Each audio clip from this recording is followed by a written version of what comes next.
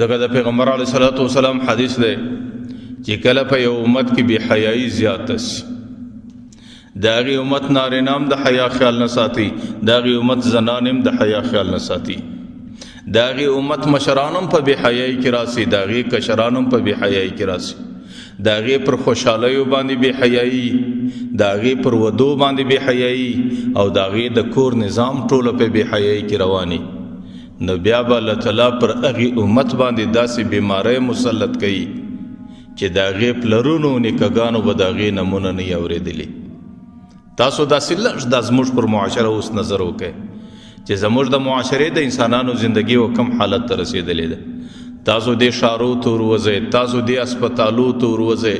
او تاسو دې دفترو ته وروځئ تاسو دې هوایي میدانو ایرپورټو ته وروځئ په دې کې د زنانو کم حالت دی چې هغې لباسونه قصدن د ځانه غورځولي دي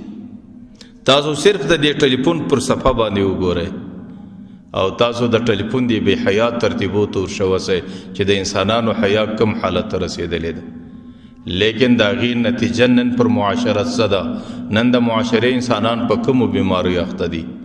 څوک وایي یاره ایډز دی ایډز چا اورېدلی څنګه بیماري ده څوک وایي کانګو وایرس دی څوک وایي ډینګي وایرس دی او څوک وایي کرونا ده څوک وایي فلانا ده څوک وایي فلانا ده نو دا هغه بیماری دي چې زموږ ستاسو پلرو نیکهګانو د دې نمونه نه وو اورېدلي الله تعالی ولې پر دې معاشره باندې راوستل ځکه د دې معاشرې د انسانانو ترتیب بې حیاس او چې کله په معاشره کې بې حیایي زیاته سي